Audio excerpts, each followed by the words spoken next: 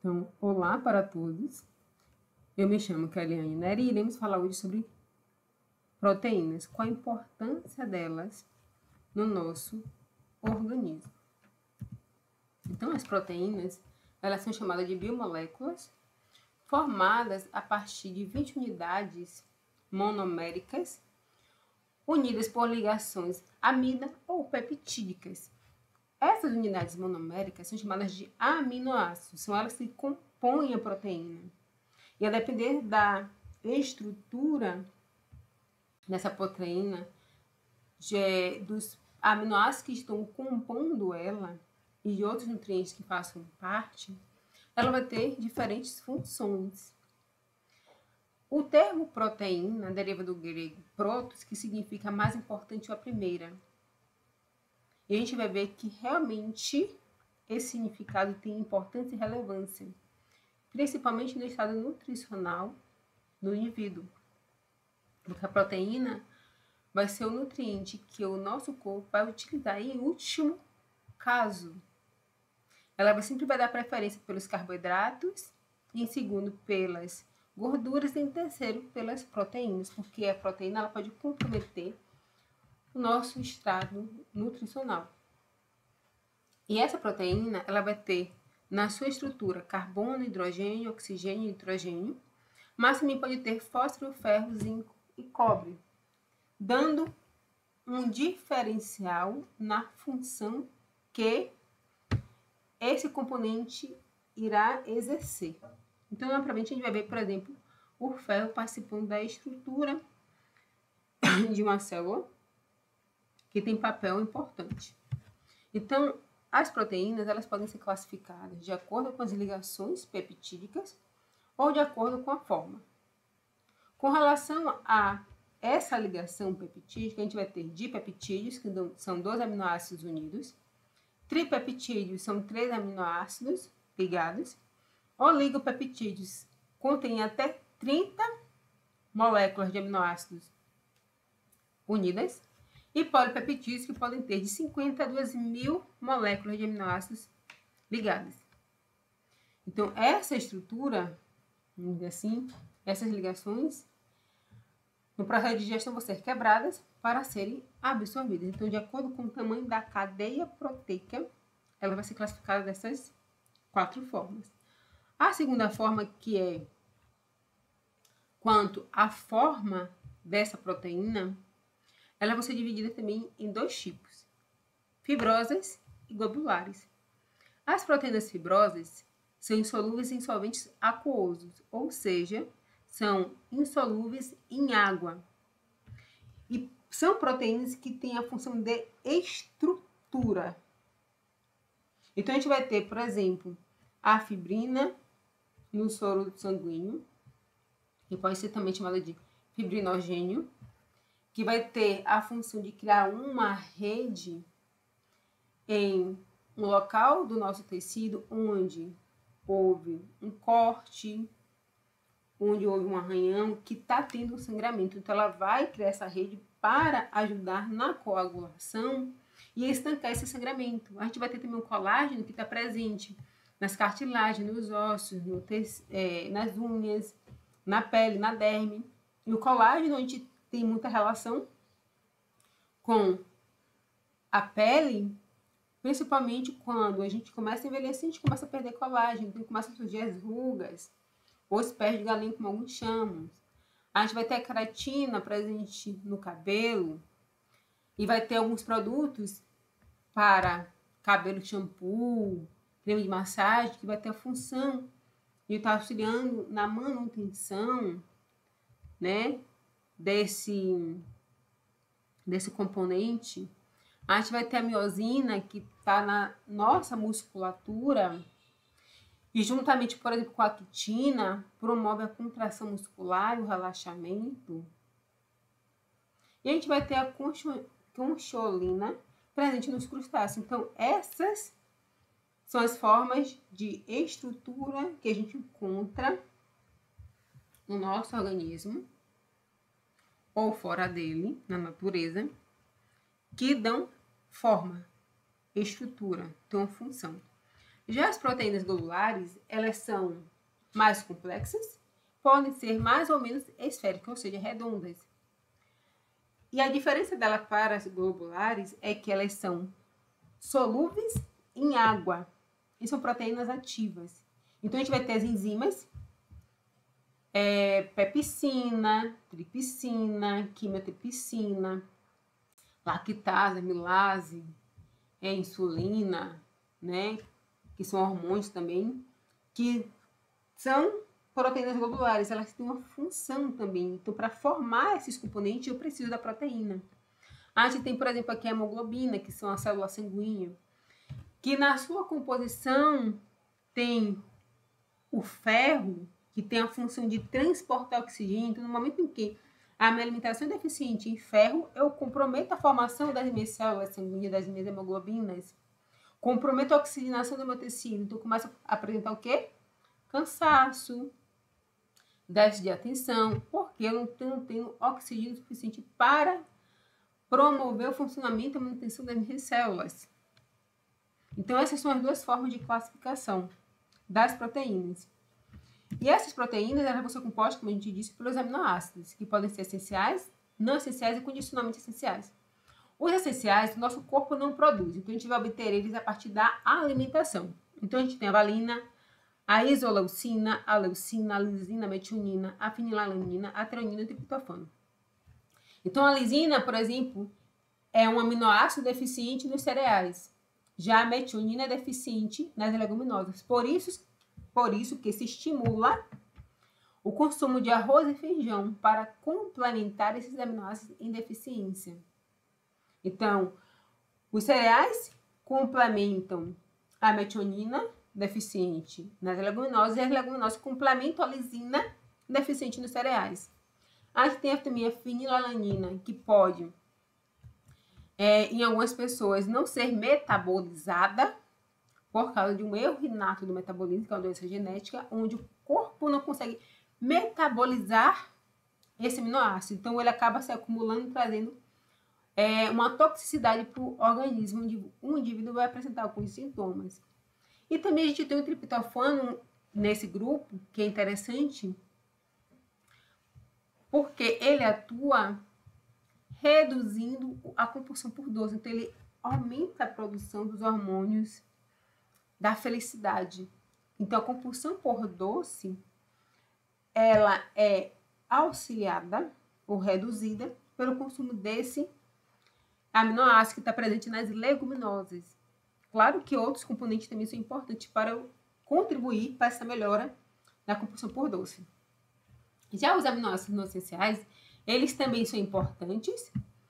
No entanto, eles são produzidos através da metabolização dos aminoácidos essenciais. Então, tanto alguns aminoácidos essenciais como alguns componentes que tenham carbono e nitrogênio no nosso organismo são metabolizados e produzem esses aminoácidos. Então, são a alanina, ácido aspartico, asparagina, ácido glutâmico. Então, eu posso obter através da alimentação? Posso, mas o meu corpo consegue produzi-los sem problema nenhum. Já os condicionalmente essenciais são aqueles que o organismo não consegue produzir, vai obter através da alimentação, mas também eles se tornam condicionalmente essenciais pelo fator de que, a depender da minha necessidade fisiológica, eu vou precisar aumentar a oferta desses aminoácidos. Então, a gente vai ter a glicina, prolina, tirosina, cisteína, arginina, serina, histidina, taurina e glutamina. Esses são os aminoácidos condicionalmente essenciais. Por exemplo, um paciente que está com desnutrição, eu posso fazer uma suplementação oral ou uma suplementação interal. Vai depender muito do caso do paciente. Mas, em ambos os suplementos, de acordo com uma via de administração, eu posso ter nesse suplemento, por exemplo, arginina e glutamina, que são importantes para o sistema imunológico. Então, vai depender muito do estado nutricional desse paciente. Tanto é que a arginina, ela realmente atua como imunomodulador do sistema imunológico. A glutamina também. Sendo que a glutamina também ela tem um papel importante na nossa mucosa intestinal. Então, ela ajuda na renovação das células. Mas eu também preciso ter um cuidado a depender de alguns pacientes que têm algumas doenças intestinais, onde a glutamina não vai surtir tanto efeito assim. Então, tudo depende de caso para caso. Então, esses aminoácidos vão compor a proteína. E essa proteína ela vai ter diferentes funções. Ela vai ter função estrutural, que é participar de estruturas dos tecidos. Então, a gente já viu lá as proteínas fibrosas, como queratina, colágeno. Também tem a albumina, que está relacionada com edema no paciente desnutrido. Então, o paciente que tem desnutrição, essa albumina, ela sai de dentro da célula e vai para fora da célula, causando um edema, porque eu tenho um desequilíbrio fisiológico, isso compromete. Também vai ter a função enzimática, ou seja, todas as enzimas que o corpo produz, elas têm proteína na nossa composição. E essas enzimas vão regular as nossas reações biológicas. Então, a gente tem as lipases, as proteases, a gente tem a lactase, a maltase. Então, todas as enzimas que participam do processo digestivo têm proteína na sua composição. Por isso que ela tem a função enzimática. E algumas enzimas vão ser inativas, como as enzimas proteicas. Então, toda enzima que vai degradar proteína, ela vai ser inativa. Quando ela é liberada no lume intestinal ou estomacal, ela vai ser transformada em ativa. Porque essa enzima for produzida na forma ativa, ela vai começar a degradar o nosso organismo, nossos órgãos, que armazenam elas e que as produzem. Então, por isso que o corpo acaba sendo tão inteligente, tão perfeito. A gente vai ter a função hormonal, que é estimular ou inativar a atividade de certos órgãos. Então, a gente vai ter insulina, estrogênio, progesterona, os hormônios da tireoide, que vão também estar regulando o nosso funcionamento orgânico e também são produzidos a partir da proteína. A gente vai ter também a proteína com função de defesa, então todas as células imunológicas, anticorpos, antígenos, macrófagos, leucócitos, são também provenientes, dependem da proteína. Por isso que quando a gente começa a ter uma alimentação pobre em proteína, a gente começa de certa forma a interferir em todos esses aspectos, principalmente o sistema imunológico. A pessoa começa a ter doenças frequentes, que a gente acaba entrando na questão da deficiência. Quando eu tenho deficiência de proteína, o que isso vai acarretar?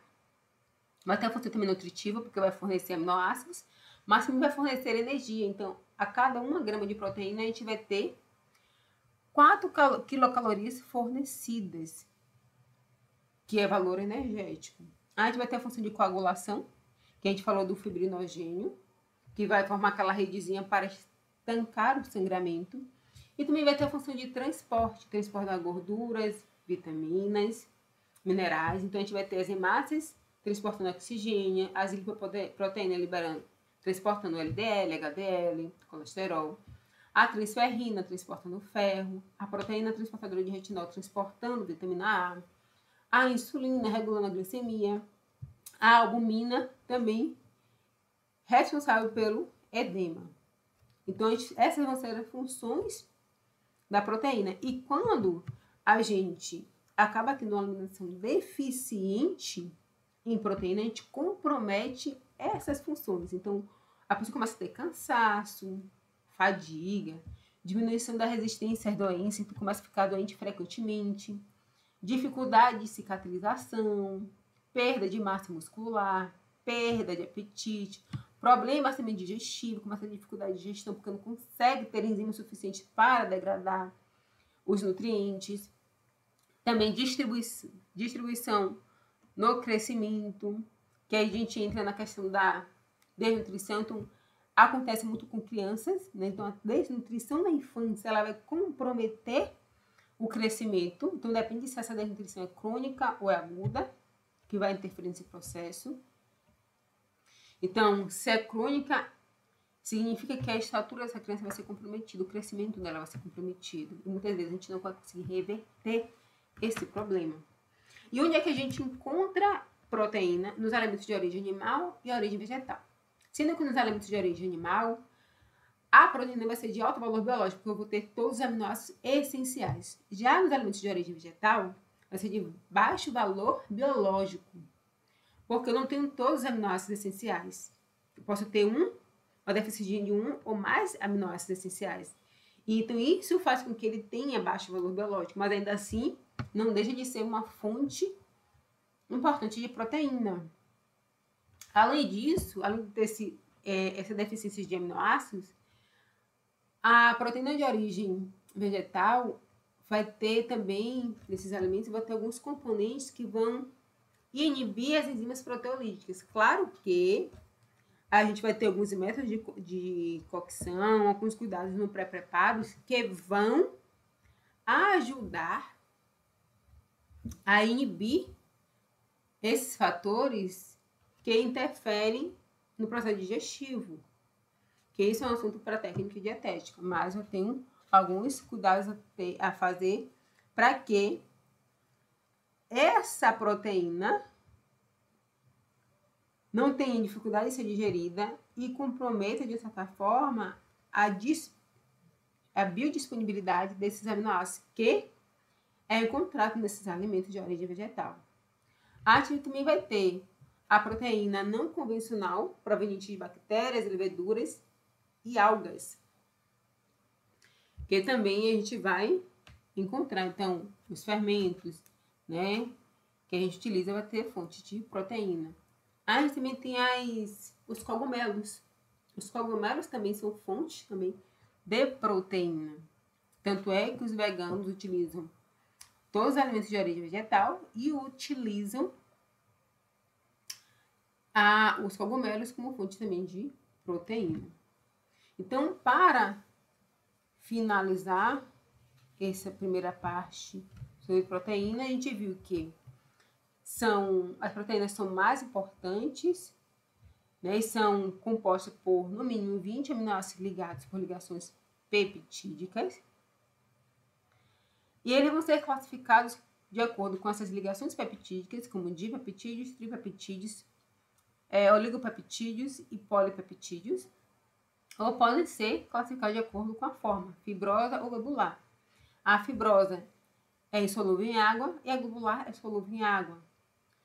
A fibrosa faz parte da estrutura, já a globular ela vai ter uma função de produzir, por exemplo, enzimas, hormônios, células. E essa classificação, seja ela peptídica ou seja de acordo com a forma, vão ser compostos por aminoácidos, que podem ser classificados como essenciais, não essenciais e condicionalmente essenciais.